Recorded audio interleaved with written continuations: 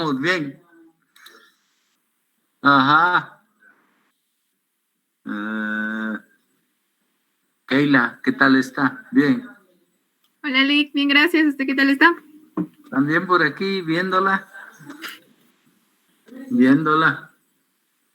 Bueno, ya tenemos varios. Andrea, Ángel, Astrid, Briseli, Byron, Dennis, Eric, José, Takeila, Kelly, Maricruz, Paul, Mariela. Ya tenemos varios. Bueno, prácticamente les voy a decir que les decía en primer lugar, buenas noches. Les decía a mi hijo que yo sentí que el jueves de la semana pasada, normalmente lo del Zoom, pues son, ¿qué les dijera yo? Más o menos como 45, 46, 47 minutos. Pero yo sentí que se pasó muy luego el tiempo. Entonces él me decía, no, vamos a hacerlo en otra forma. Bueno, miren el tema que yo los he invitado para platicar. Siempre tiene que ver con el derecho de obligaciones, porque eso, el curso es así y no nos lo vamos a quitar. Pero el tema ahora corresponde a lo que es la protección de las obligaciones. ¿Te recuerdan que siempre hemos platicado, jovencitos, siempre hemos platicado que las obligaciones nacen para ser cumplidas? Las obligaciones nacen para ser cumplidas y afecta un patrimonio. ¿Qué tal, Ronnie? Buenas noches. La otra situación es que tiene que ver con el patrimonio de la persona. Tiene que ver con la actitud del deudor. Josué, buenas noches. Tiene que ver con la actitud del deudor. Gracias. Tiene que ver siempre con la actitud del deudor. Buenas noches, Rami. Buenas noches, ¿qué tal estás, Rey? Hemos hablado de transmisión de obligaciones, de cumplimiento de las obligaciones con dinero, de cumplimiento de las obligaciones sin dinero, pero ahora nos toca, valga el tema de cómo protegemos las obligaciones. Entonces, en el ámbito jurídico propiamente, se supone que el acreedor siempre va a esperar una actitud positiva de parte del deudor para que aquella obligación que se estableció formalmente en un contrato sea cumplida en la forma y bajo las condiciones en que la misma nace. Bueno, eso es lo que normalmente se espera. Pero sucede que muchas veces no se cumple como es el ideal del acreedor. El acreedor estará esperando que en la fecha determinada el deudor cumple. Ya, porque eso es lo que él espera. Ya hay una actitud mental de querer ir. Pero también ahí se recuerdan ustedes que pudiera ser que por culpa, dolo, por negligencia, el deudor no cumpla. Y es ahí entonces donde el mismo derecho ha establecido que tenemos que proteger las obligaciones. Y si ustedes quieren, van a apuntar ahí, por favor, porque les va a servir, que las garantías que se dan para que la obligación se cumpla son de dos clases. Ya tenemos las garantías reales y vamos a tener garantías personales. ¿Ya? tenemos garantías reales y garantías personales. Entre las garantías eminentemente personales, nosotros vamos a encontrar lo que es la fianza. Y cuando yo hablo de fianza, estoy hablando de fiadores. Ahí se recuerdan ustedes que el que es fiador de otro es deudor. ¿Y por qué lo ata de tal manera? Porque es solidario y mancomunado. Se recuerdan que hemos hablado de esas dos palabras, solidario y mancomunado. Quiere decir que aquí está mi hijo conmigo. Él es deudor de cualquier institución que dé dinero, por decir algo, Ecotaba o Banrural. Pero me dice, papá, me piden un fiador, ¿será que puede ser? Sí, le digo yo. Entonces resulta que me convierto tan deudor por haber firmado como fiador, soy tan deudor como lo es él, y por consiguiente, al ser solidario y mancomunado, renuncié al derecho de excusión. Entonces el banco o me cobra a mí o le cobra a él, indistintamente. Entonces, dentro la garantía importantísima de orden personal no hay más que el contrato de fianza. ¿De acuerdo? Contrato de fianza. Ahora, tenemos también lo que son protección de las obligaciones y que se refieren ya a las garantías reales. Algunas veces siempre hemos hablado, y ustedes no me dejarán mentir, de lo que es el derecho real, ¿verdad? El derecho real es el derecho de poder disponer sobre las cosas el propietario. Es ese derecho que tiene sobre ellas, ¿ya? De poder hacer lo que él quiera con sus bienes. Es un derecho real que él tiene, que es propietario.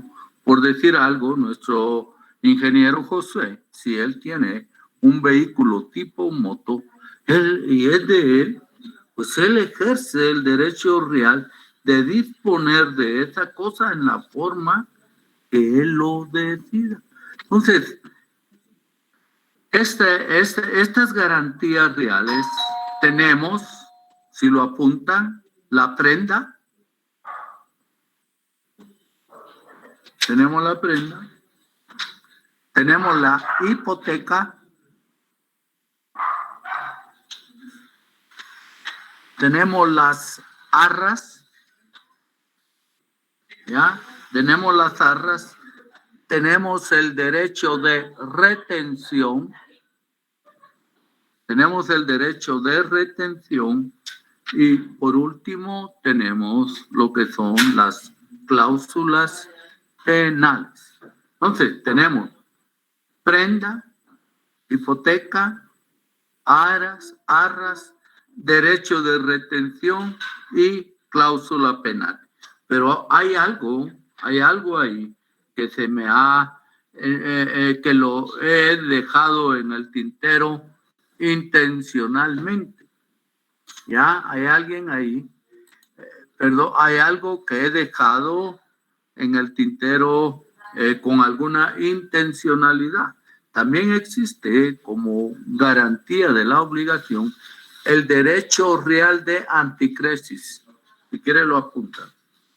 Otra garantía para proteger las obligaciones es el derecho real de anticresis.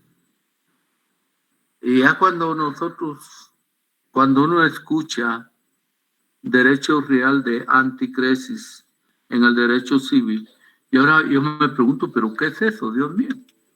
¿Qué es eso? No solo la palabra me suena un poco raro, el derecho real de anticresis como un medio de proteger las obligaciones.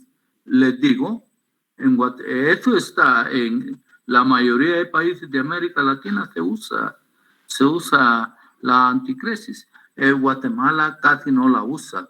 Nosotros usamos más lo que se refiere a la hipoteca. ¿De acuerdo?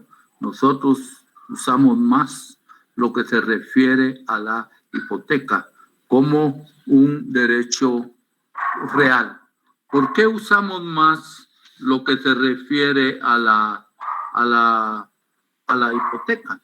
Porque cuando existe una obligación creada entre deudor y acreedor, el deudor, para garantizar el cumplimiento de esa obligación, constituye hipoteca a favor del acreedor. O sea, el acreedor ya está protegido con una hipoteca. Él ya está protegido con una hipoteca. ¿Y a quién le conviene? En parte es al deudor, y van a decir, ¿cómo es posible que le convenga al deudor?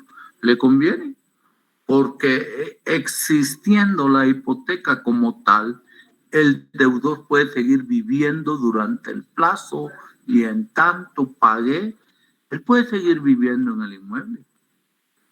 Él puede seguir viviendo en el inmueble.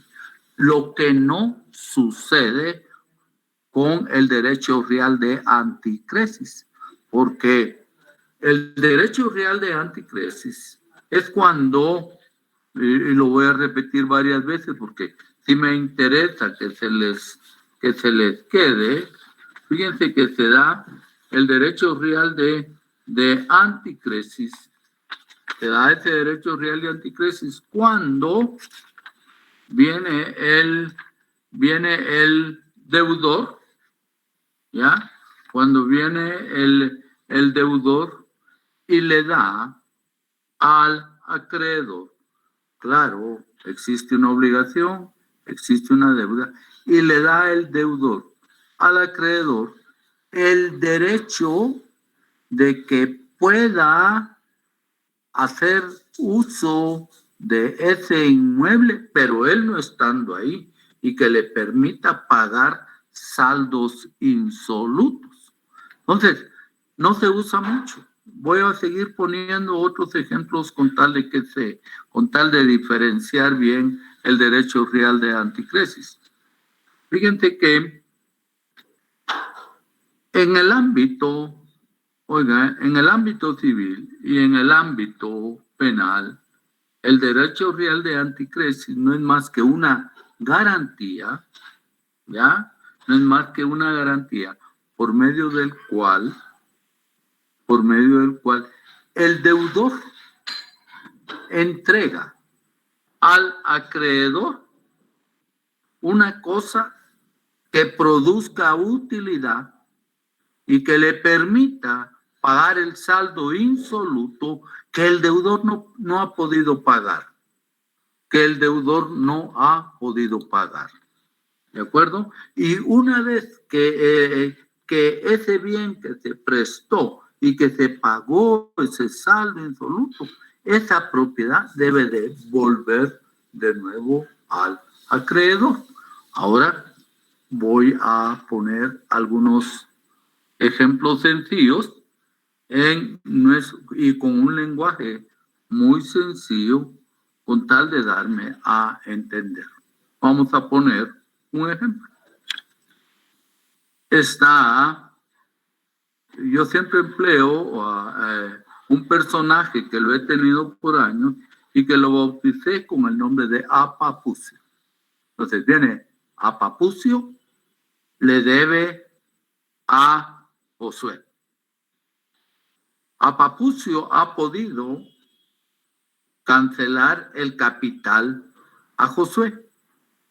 Le ha podido cancelar el capital, pero hay saldos que no ha podido cancelar y no tiene cómo cancelar.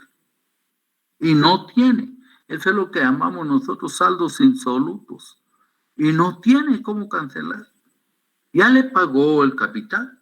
Apapucio ya le pagó a Josué el capital, pero hay un saldo insoluto que no ha podido pagarle. Entonces entran en un arreglo Apapucio y Josué, en el cual Apapucio le va a plantear a Josué que le va a entregar un inmueble de él, donde él vive, para que el ingeniero Josué pueda darlo en arrendamiento. Prácticamente el ingeniero José, al dar en arrendamiento el inmueble, quiere decir que Josué no puede vivir ahí.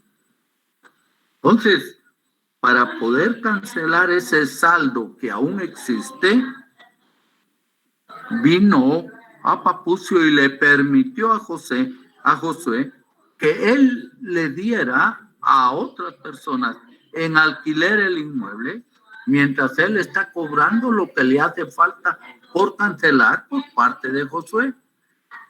Una vez cancelado con esas rentas mensuales el saldo insoluto, automáticamente Josué tiene toda la obligación de devolverle el inmueble a Papucio, porque aquel saldo que no podía pagar ya lo pagó. Oigan, ya lo pagó, ya despojándose él temporalmente de la posesión de su inmueble, transfiriéndole a Josué el derecho de darlo en arrendamiento. Hay una desmembración temporal de esa posesión y entonces Josué, con esa facultad, lo dio en arrendamiento. Le hacían falta, qué sé yo, 5,000, 6,000 quetzales por cancelar y Josué consiguió quien le pagara 1,500, 2,000, 3,000 quetzales por el inmueble. Una vez Josué cobró el saldo pendiente de pago, ese saldo insoluto que no se podía pagar. Una vez Josué ya lo cobró, tiene la obligación Josué de decirle a Papucio, gracias a Papucio, aquí está tu inmueble, no me pagaste en una forma, me pagaste mediante un derecho para dar en arrendamiento no lo que era de Josué, sino lo que es de Papucio. O sea, es una forma de proteger la obligación. Entonces, la principal característica de la anticresis, del derecho real de anticresis, es que el deudor no tendría que vivir en ese inmueble, ¿ya? Él no tendría que vivir en ese inmueble para que aquel saldo insoluto pueda cancelarse a favor del ingeniero Josué. Entonces, no sé si con ese ejemplo, ingeniero, ¿me entendió el ejemplo?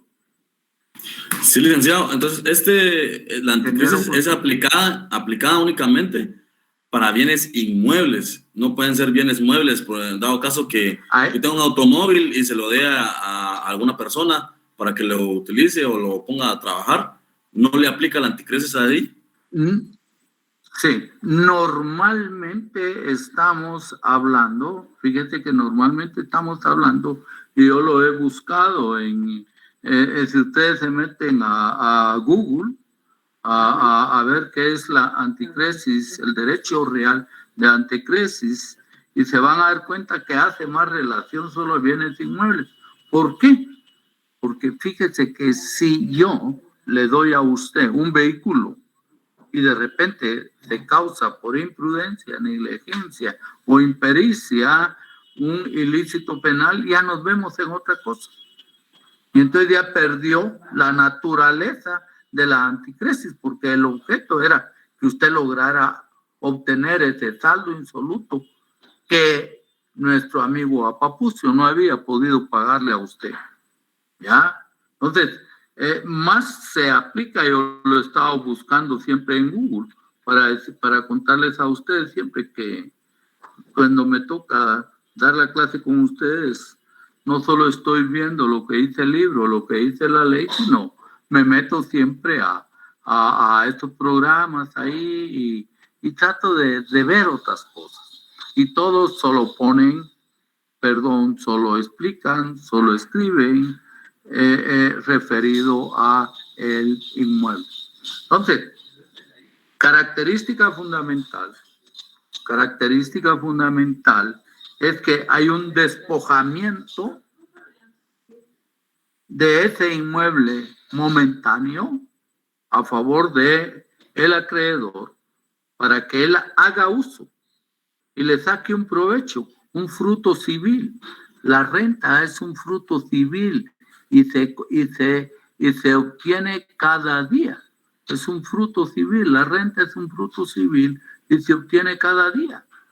Cada día hay un fruto civil. Y ese fruto civil, que es la renta, el pago de la renta, ese fruto civil es el que va a servir para que el ingeniero Josué lo agarre.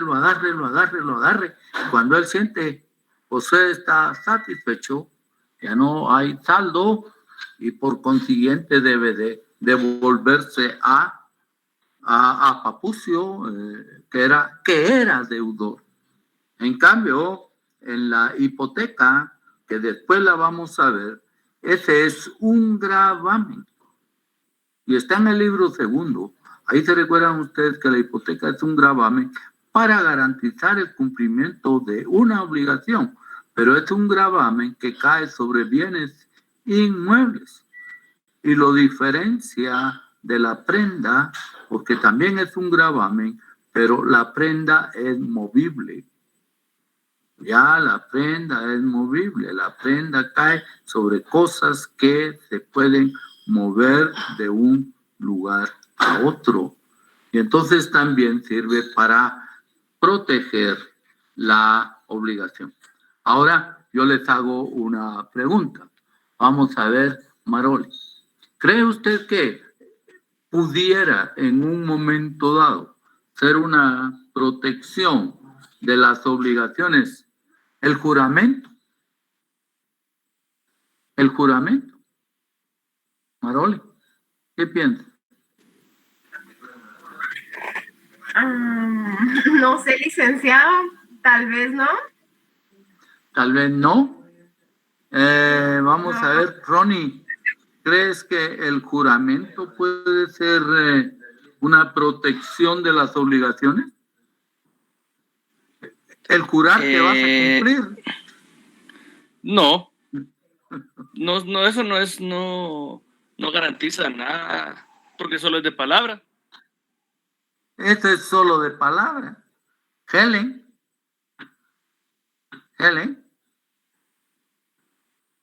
¿qué piensa? Helen abandonó la reunión, dice. La vi y ya abandonó la reunión. Vamos a ver a quién otro le pregunto. Laura, el juramento funciona como una protección para las obligaciones.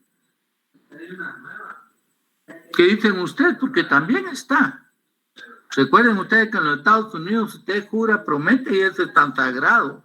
Máxime si usted pone la mano sobre la Constitución o la Biblia. Ya usted juró. Pero, ¿qué sucede en Guatemala? Como bien dijo Marolio, como bien dijo Ronnie, aquí en Guatemala no funciona. ¿Por qué? Porque el juramento tiene una base eminentemente cristiana, tiene una base eminentemente moral, tiene una base eminentemente ética, ya, que sale del marco del derecho, ya, que sale del marco del derecho, y entonces no puede ser bajo ninguna circunstancia una protección a las obligaciones. Que yo diga, prometo en nombre de mi familia y de Diosito que voy a pagarte. Ya juré. ¿Será que ese juramento lo voy a llevar a la práctica? No sé. Pudiera ser que no, y aunque haya jurado de 1000 maneras. Entonces, repito, por favor, y se los vuelvo a dictar. Las garantías son reales y personales. La primera garantía real de protección de las obligaciones, nosotros ahí vamos a tener, repito, la prenda, por si lo apuntan,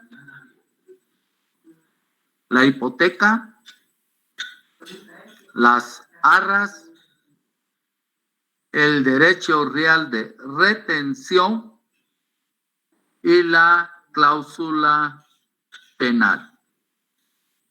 ¿Ya? Y la cláusula penal.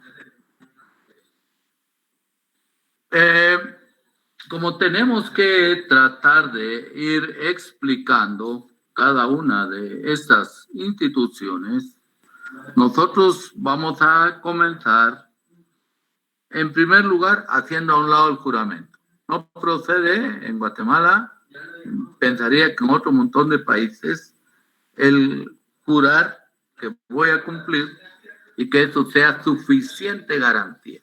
Si fuera tan suficiente el juramento, ¿para qué el acto formal de elaborar un contrato?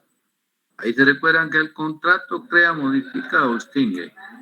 Ya relaciones, vínculos que generan obligaciones muchas veces para ambas partes.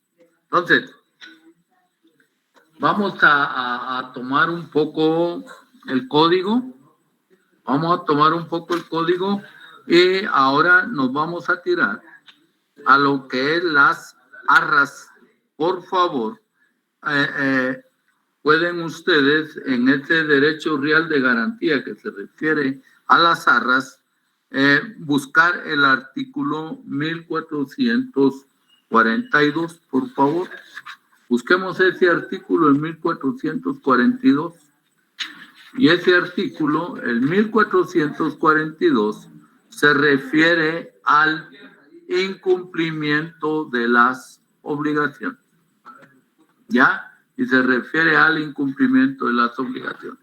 Entonces, nosotros aquí tenemos ese 1442 que dice: las arras dadas en garantía del cumplimiento de una obligación constituyen el equivalente de los daños y perjuicios provenientes de la inejecución, de el no pago. ¿Ya? Constituyen el equivalente de los daños y perjuicios provenientes de la inejecución siempre que mediare culpa. Y si el incumplimiento procediere de quien las recibió, en este caso el acreedor, este deberá restituir el doble de lo que hubiera recibido. Si lo vemos solo así, ya, si lo vemos solo así, este artículo 1442, si yo lo veo solo así, está muy bonito, está chulo. Lo único es que no lo entiendo. Me costaría si no lo explico en otra forma y con palabras más sencillas para que el mensaje llegue. Entonces, no deja de parecerse un poco las arras a lo que indica el artículo 80 del Código Civil. Vean el artículo 80, libro primero que tiene que ver con las personas.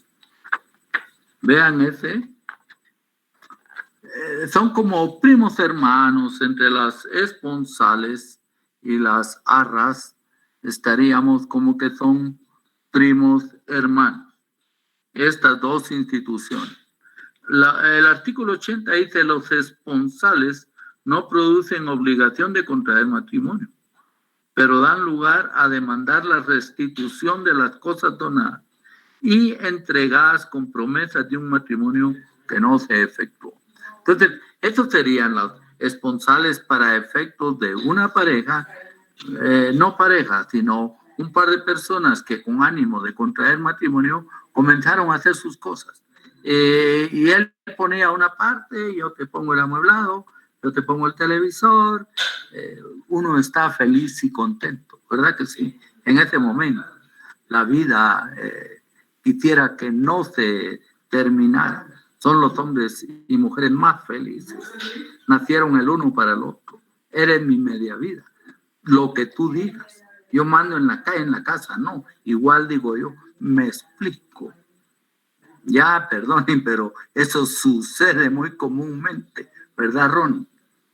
Sucede. Y entonces hubo una promesa de que se iba a realizar algo y aportamos algo a eso que íbamos a realizar. ¿Y qué es eso? Era el matrimonio.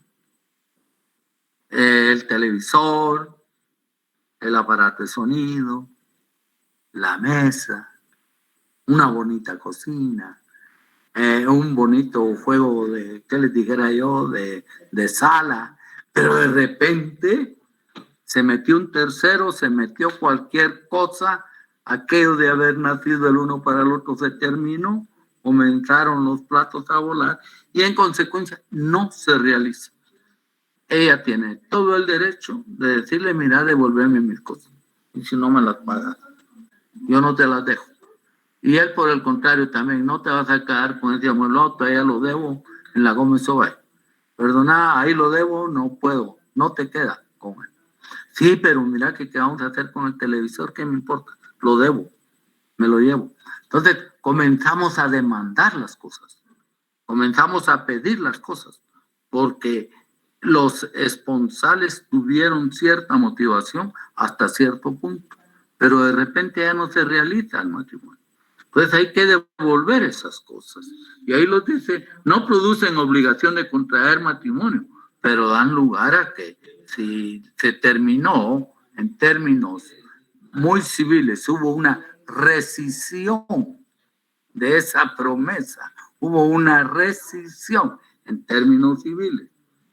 Rescindir es deshacer un negocio y que vuelva a su estado anterior.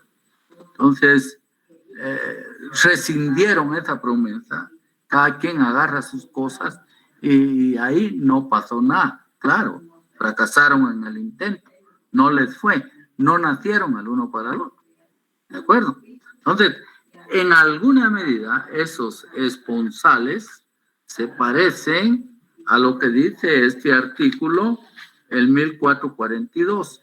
Las arras dadas en garantía del cumplimiento de una obligación constituyen el equivalente de daños y perjuicios provenientes de la inejecución. Ahora vamos a poner un ejemplo para darme a entender. Resulta que Miriam Coyoy va a hacer un negocio con Delia Cummins. Van a hacer un negocio en el cual Miriam le ofrece mediante un contrato de promesa y de opción, le ofrece vender un inmueble a Delia. Y Delia, oigan, y Delia promete comprar. Y Miriam promete vender. Entonces, ya estamos nosotros, por favor, el ejemplo que les voy a tratar de explicar, lo vamos a ir amarrando para que ustedes tengan la idea completa, por favor. Les voy a decir por dónde estamos. Ya voy llegando por aquí. Ya vamos por aquí. Les voy a decir en dónde está. Permítanme un segundito. Bueno. El ejemplo que les voy a poner está en el artículo 1674, por favor, si ustedes están apuntando ahí, y tiene que ver con las arras. Estamos en el artículo 1674 y se refiere de los contratos en particular. Esto es del libro quinto, solo que es la parte especial. El libro quinto que se refiere a obligaciones es la parte general. Y la de los contratos es la parte, valga, particular, el apartado particular, porque solo se refiere a contratos. Entonces dice, se puede asumir por contrato la obligación de celebrar un contrato futuro. Entonces, le promete vender Miriam a Delia, Delia promete comprar, de conformidad con ese artículo 1674 de la promesa. Pero ya vienen las estipulaciones, ya vienen las condiciones a las cuales queda sujeto ese negocio. Y entonces vamos a suponer que en esto de las arras resulta que el negocio es por 100,000 quetzales. Y viene Miriam y le dice a Delia, me tenés que dar en arras 10,000 quetzales. O sea, si usted quiere, tómelo como un adelanto. ¿Ya? En otras palabras más sencillas, nosotros decimos, ¿y cuánto me das de enganche? Técnicamente serán arras.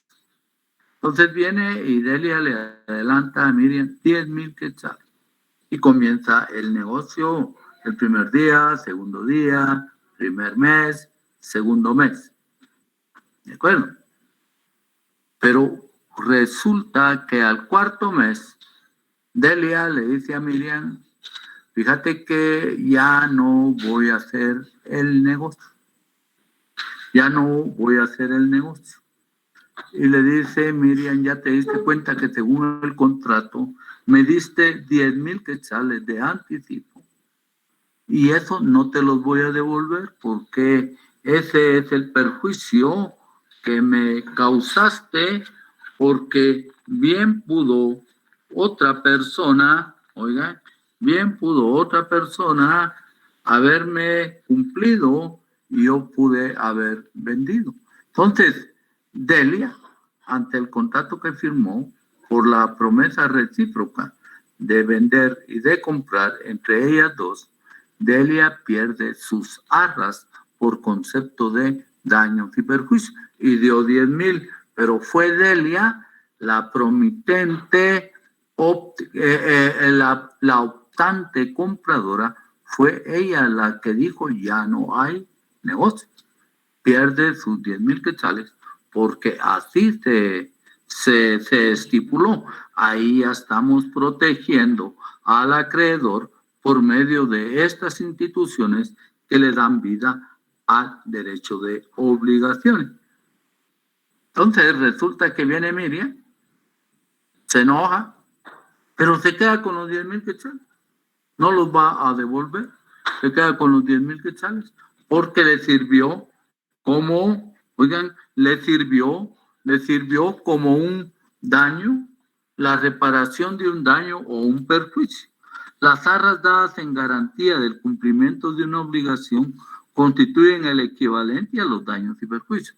Entonces, esas arras es el enganche, esas arras es el abono inicial, ya que Delia le dio a la otra persona, a la otra estudiante. Al no cumplir, ella lo perdió. Pero ¿qué sucede si la propietaria del inmueble, la promitente vendedora, esa es la que no cumplió? Ella tendría que dar el doble. Ella tendría que dar el doble por daños y perjuicios a favor de Delia porque le hizo un daño. Ahora resulta que ella no va a poder conseguir una casa de 100,000 quetzales. Ya no va a poder conseguir porque todas las que donde ella quería comprar valen el doble, valen el triple y no va a poder. Entonces, quien le quedó mal ahora fue la promitente vendedora, ¿ya? Que era la otra compañera. Entonces, cuando el promitente vendedor queda mal, paga el doble de lo que se pactó en arras. Y si fue la promitente compradora la que quedó mal y habían pactado 15,000 y se deshizo el negocio no por culpa de la dueña del inmueble, sino por el incumplimiento de la otra, ¿ya? Ahí prácticamente perdió 15. Pero si fue la dueña, Miriam, quien quedó mal, tendría que pagar 30. Entonces, aquí ya estamos en presencia de lo que son las arras, que no es más que una especie de seguridad para el acreedor de que el negocio se va a cumplir. Entonces, nosotros tenemos ahí el artículo 1442 y también podemos ver, si usted lo ve, el 1685, por favor. Miremos qué dice el artículo 1685. El 1685 85 dice: cuando en la promesa se conviene en el pago de una multa sin expresar que este pago es sin perjuicio del cumplimiento del contrato, pagada la multa, cesa la obligación de celebrar el contrato prometido. Para el ejemplo, ya sea que la optante compradora pagó los 10, que era lo que se había pactado como arras, pagados los 10, ya no van a hacer el contrato principal, porque lo que habían celebrado era un contrato de promesa, y el contrato de promesa o de opción es un contrato preparatorio. Se los decía el otro día, es un contrato preparatorio. El contrato definitivo es la compraventa. Y por el contrario, en el caso de la dueña del inmueble pagado el doble, pues ya no hay necesidad de celebrar, oigan, ya no hay necesidad de celebrar el contrato definitivo, porque se terminó, ya no tenemos ninguna consecuencia, la obligación quedó protegida independientemente de quién de las dos partes haya quedado mal. Bueno, hasta ahí creo que vamos bien, digo yo. No sé si hay algún comentario de ustedes, por favor. ¿Alguien que quiera hacer algún comentario? Voy a ponerme los nombres. ¿Alguien que quiera hacer un comentario? ¿Ya? Sobre lo que llevamos, sobre la anticresis como un derecho real para pagar un saldo insoluto, algo que ya no se pudo pagar, pero que existe. Lick, entonces las arras son como un tipo de depósito, ¿verdad? Que uno deja. En alguna medida sería un tipo de depósito que lo puede perder con mucha facilidad. ¿De acuerdo? Solo que le llamamos arras. Cuando les decía lo de los esponsales, era para que se den cuenta que allá se podía demandar también el no cumplimiento, pero recojo las cosas. Aquí el no cumplimiento, pero pago. Entonces, ambas instituciones no dejan de parecerse un poco. Entonces, es lo que decía el ingeniero en un momento dado, pudiera ser un depósito. Pero el problema es que cuando es un depósito así, casi siempre se devuelve. Porque nosotros estamos acostumbrados a hablar de depósito, pero no en negocios grandes, en negocios pequeños. El problema es cuando ya firmamos una escritura, cuando ya firmamos un contrato y no nos vamos a hacer para atrás. Ya, entonces ahí ya no es depósito, ahí es arra. Ahí es arras. Una vez, ustedes no están a preguntarme, pero uno de los negocios, ya murió la persona a quien se lo hice, pero uno de los negocios más grandes que creo que se los conté, no sé si fue a ustedes o a otro grupo, uno de los negocios más grandes que me tocó autorizar era de 13 millones. Para comenzar no sabía ni cuánto cobrar. Así como lo es, no sabía ni cuánto cobrar. Era por 13 millones. Y ahí estaban hablando como de arras, esa vez en dólares, era como $70,000 las arras que se perdieron. Se perdieron porque no pudo cancelar, no pudo conseguir el dinero el optante comprador. No pudo conseguirlo. Se venció el plazo. Viene el otro y dice, perdón, se terminó el plazo, no hay negocio. Aquí dice que sin necesidad de declaración judicial, yo agarro este dinero en concepto de daños y perjuicios, ya, en concepto de daños y perjuicios, y esos 70 millones que equivalen como a $500,000 de quetzales, se quedaron con el dueño del inmueble, que era el acreedor y quien era el promitente vendedor. Entonces, llamado depósito, llamado arras, ahí se perdieron a favor de el comprador. ¿Quién estaba siendo protegido? El vendedor o el acreedor. Entonces, cuando a ustedes les toque, por favor, autorizar un negocio jurídico, hay que tener presente todo el tiempo cómo va a proteger usted al acreedor. Pero no importa tanto el acreedor, al final usted tiene que proteger el cumplimiento de la obligación. A usted le va a caer, a usted lo van a regañar, a usted le van a ir a decir a su oficina, cuando lo encuentren le van a gritar, ¿verdad que no protegió mis intereses? No protegió mis derechos, yo por eso a usted lo fui a buscar.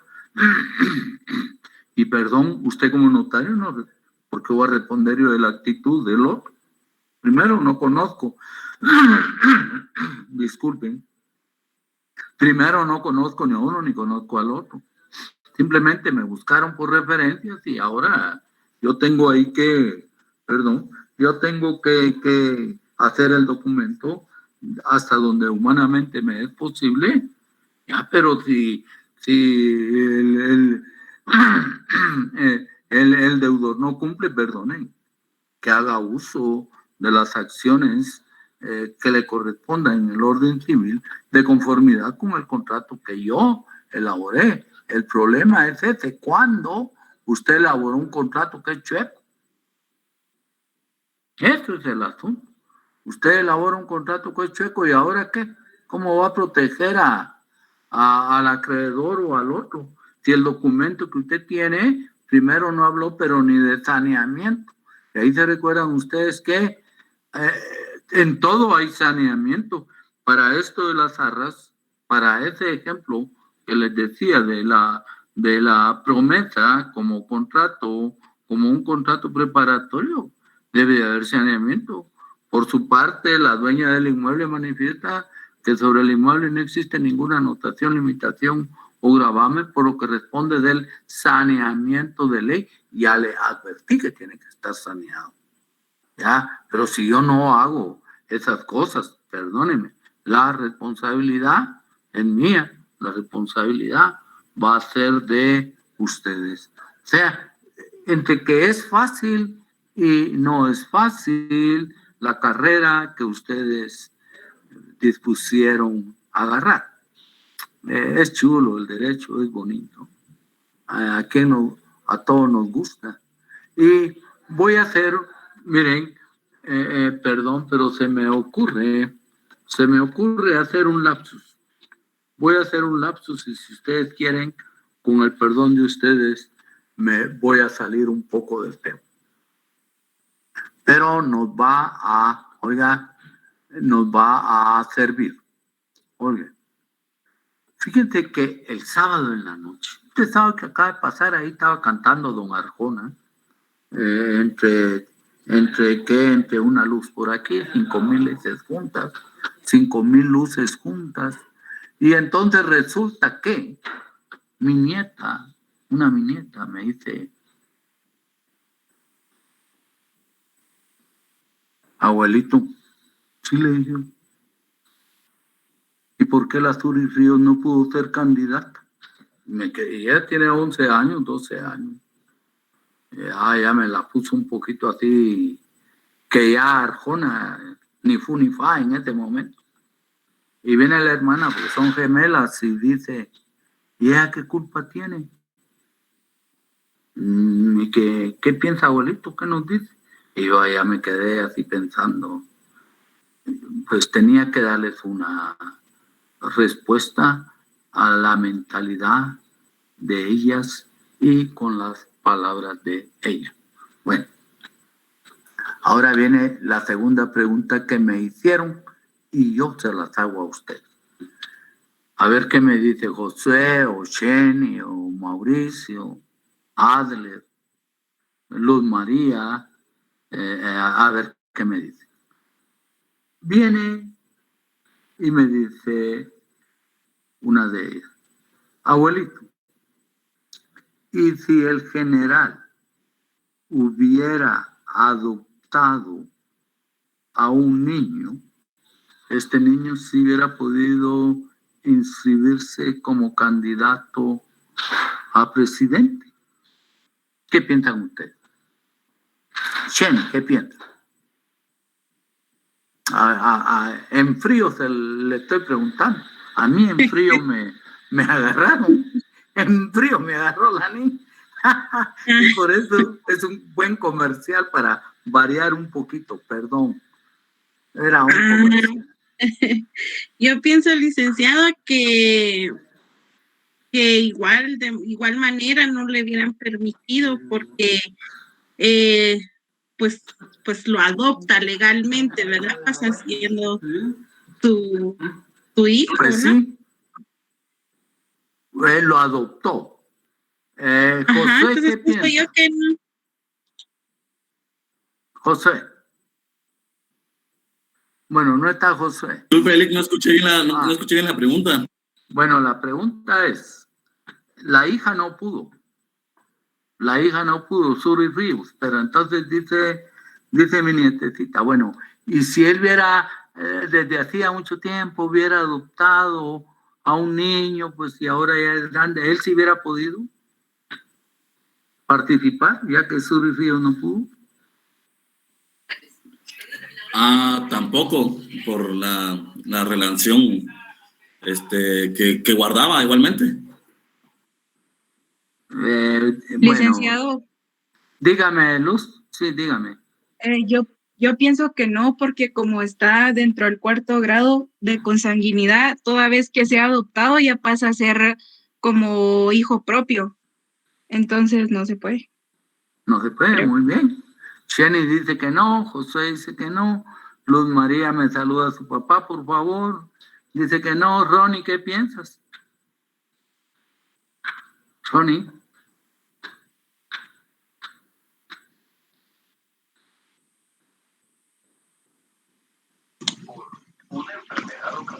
Licenciado, Sí, buenas noches, le saluda Ezequiel Carcus. dígame, Ezequiel. En ese caso, yo también considero que no, porque al final, a la hora de la adopción, la persona que recibe este beneficio, pues también adopta los apellidos, ¿verdad? Entonces, quiera que no, eso también es un impedimento.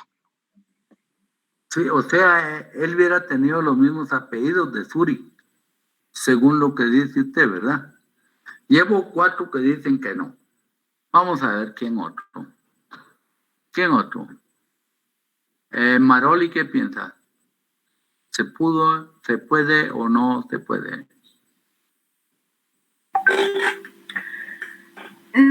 Yo pienso que no, licenciado, porque para eso tenemos, por ejemplo, unas leyes, y yo creo que por eso es que no le permitieron a ella en ese momento. Sí, pero la pregunta no, es si él... Perdón, ¿me repite, Lick? Dígame, pues. Me dice la pregunta. La pregunta es que la hija no pudo, pero si el general hubiera adoptado a un patojo, que ahora ya era grande, desde luego, ¿él hubiera podido, el patojo, participar? Si la adopción es legalmente, creo que no, licenciado, porque sea como sea, hubiera sido hijo de él, aunque no sea por consanguinidad, pero sí de forma civil. Entonces, Maroli, pensamos que no, ¿verdad? No. Tampoco hubiera podido. Denia, ¿qué piensa?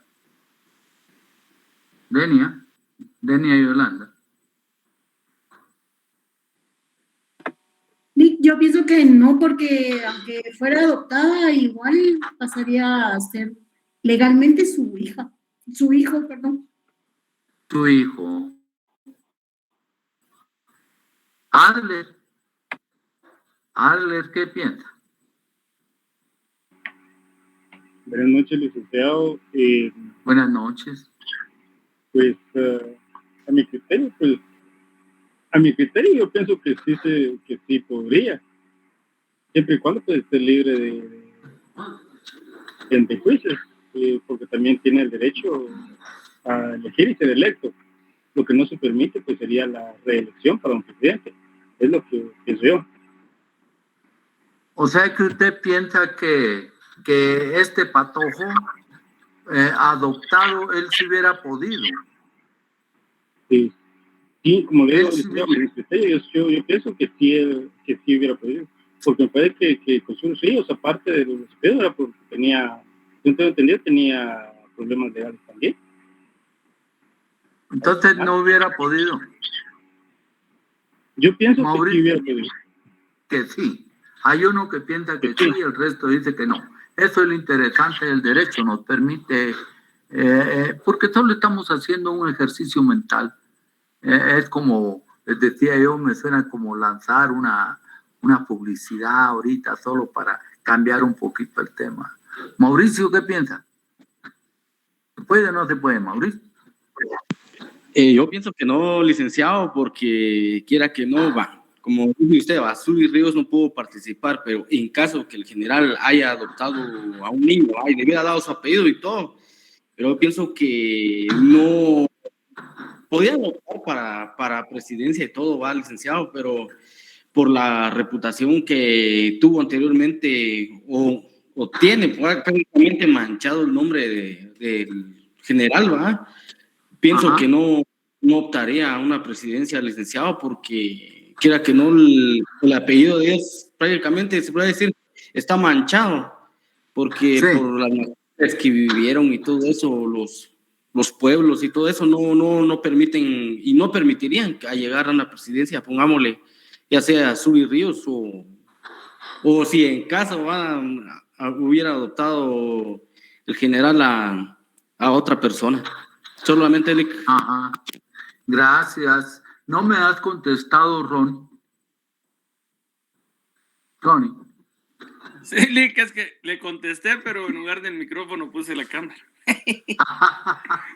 A ver, decime, ¿qué pensás? Pues, fíjese que ya escuchando a los compañeros, pues yo me voy más del lado del compañero que dice que sí puede. ¿Sí? Por tener el libre ejercicio de la libertad de poder ejercer y de elegir y ser electo, pues. Ajá. No importando el apellido, porque acuérdense que, o sea, es por consanguinidad, no es familiar de ellos. Ajá. Lleva el apellido, pero no es por línea consanguínea. Ajá. Entonces considero yo de que sí pudiera ser electo. Ya. Dígame. Disculpe, nuevamente le habla Adler Salomón. Sí, dele. Estaba viendo según las prohibiciones de la Constitución política.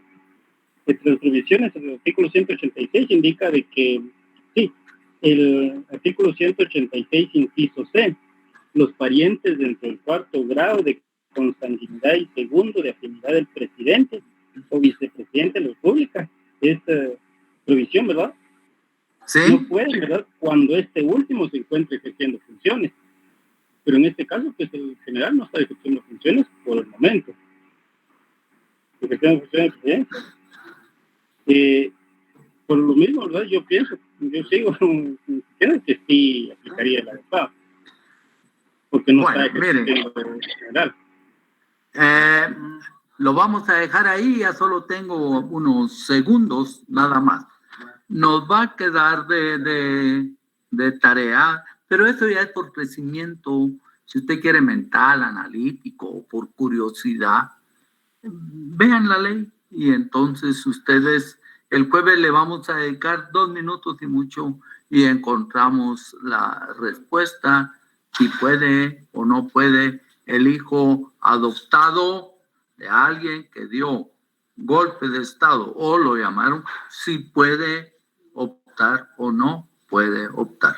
Entonces, 2 minutos le vamos a dedicar el jueves a eso y ahí vamos a tratar de encontrar la respuesta. Les quiero agradecer a los que participaron porque realmente los agarré